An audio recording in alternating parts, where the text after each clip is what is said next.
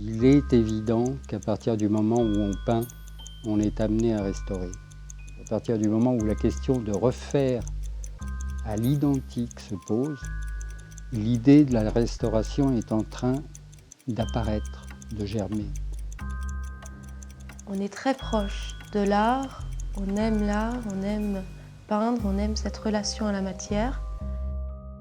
Ce sont des raisonnements chargés à la fois de savoir-faire, de connaissances scientifiques, de connaissances historiques. Il n'y a aucune peur à manipuler parce qu'on sait manipuler. C'est notre métier de lutter contre le temps. Oui, on peut ralentir le vieillissement. Est-ce qu'on peut l'éviter? Non.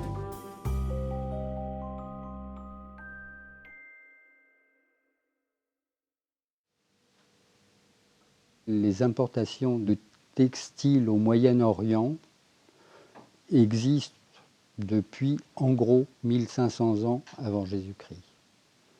De là à penser qu'on a pu, sur des textiles à fond uni, appliquer de la couleur, il n'y a pas très loin. Il n'y a pas de trace pour l'instant de ce type d'objet peinture sur un support textile, mais il est probable qu'ils ont existé. Les premières peintures sur toile, réellement peintures sur toile qu'on connaisse, c'est à peu près entre le 2e et le 4e siècle après Jésus-Christ. Il s'agissait bien évidemment depuis l'origine de toiles libres. Ce qui a provoqué une grande mutation dans l'histoire de la peinture sur toile, c'est l'apparition des toiles tendues sur châssis qui ont progressivement remplacé les panneaux de bois qui existaient jusqu'à la Renaissance. À partir du début du XVIe siècle, l'usage de la toile s'impose parce que c'est une époque où les artistes circulent beaucoup, où les artistes italiens viennent bien évidemment avec une partie de leur atelier. Le transport d'œuvres sur bois est extrêmement compliqué. On peint sur toile parce que la toile est mobile, légère et qu'elle est transportable.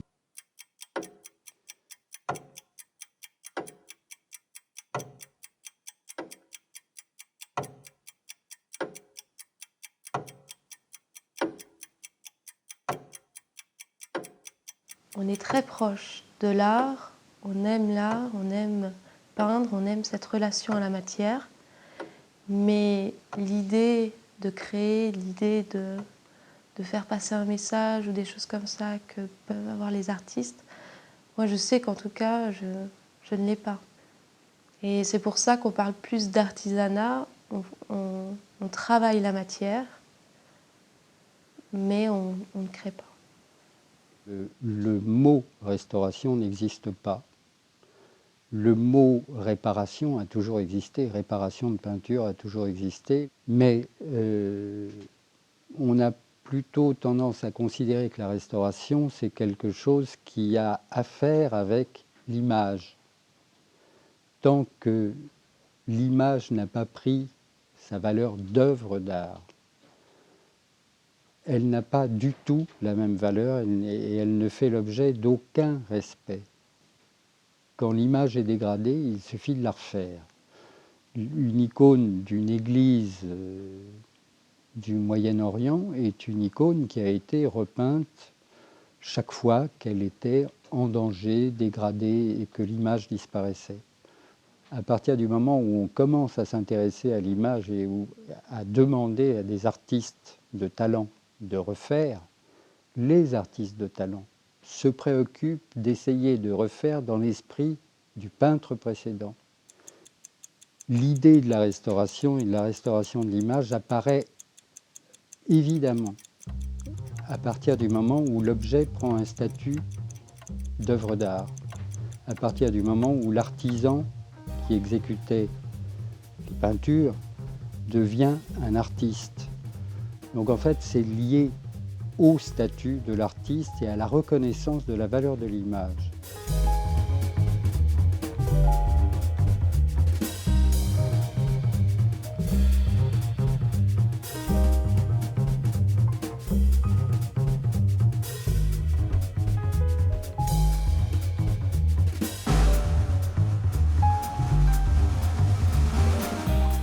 Les peintures sont souvent hors de portée des gens qui la regardent, parce que c'est sacralisé.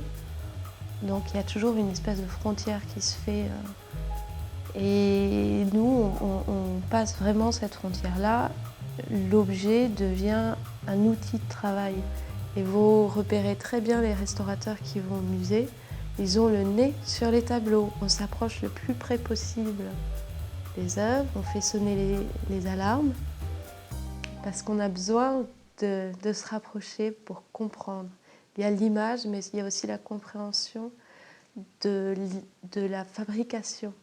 Pour que l'image soit belle, on a besoin d'en savoir plus, de comprendre avec les matériaux.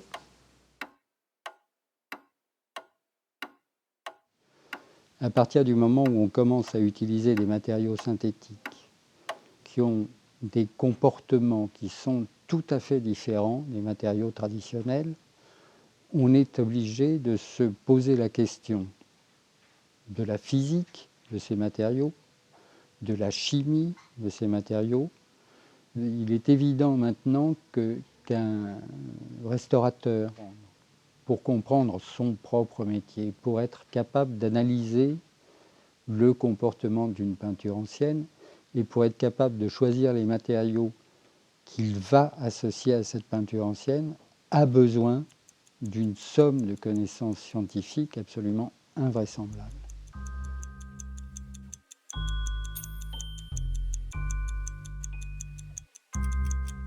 Les techniques ont beaucoup évolué et l'utilisation des matériaux aussi. Et on doit savoir travailler le bois, la toile, la couche picturale. Une œuvre, c'est vraiment la multiplication d'éléments qui réagissent tous différemment, mais c'est aussi une image. Et là, la notion d'histoire de l'art intervient aussi. Il faut qu'on sache de quelle époque on doit dater plus ou moins les tableaux, parce qu'en fonction, les matériaux sont différents, les matériaux utilisés.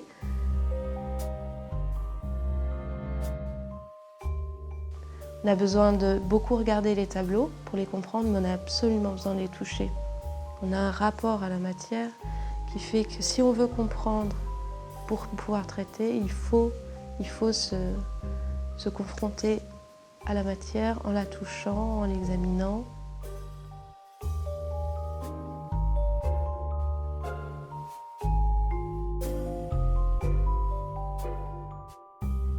À partir du moment où on se pose la question de l'environnement des œuvres, on se pose les problèmes de la conservation. Et c'est ce qui fait qu'on voit apparaître maintenant de nouvelles générations de restaurateurs conservateurs, qui sont des gens qui ont un regard non seulement sur l'œuvre, mais sur la façon dont idéalement l'œuvre doit être conservée.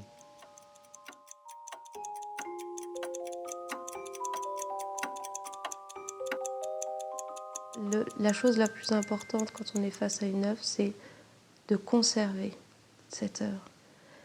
La restauration, c'est plutôt sur un plan esthétique, pour qu'elle passe, pour que ce qu'a voulu transmettre l'artiste passe sans problème. Mais la conservation des matériaux constitutifs d'une œuvre, si on ne passe pas par cette étape-là, on ne passe pas par la restauration. Je me sens responsable d'une œuvre de transmission, effectivement. Déjà, quand je restaure, je pense énormément à la personne qui a fabriqué l'œuvre, qui l'a créée. Et on intervient et on veut que ça ait une incidence sur l'œuvre, la garder pour que d'autres personnes en profitent et la stabiliser au maximum pour justement qu'elle puisse passer à travers du temps sans perte de matière.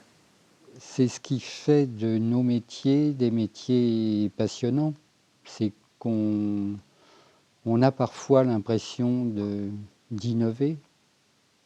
Et le jour où on a cette impression, en cherchant bien, on finit toujours par retrouver l'idée évoquée 100 ans, 150 ans avant par l'un ou l'autre.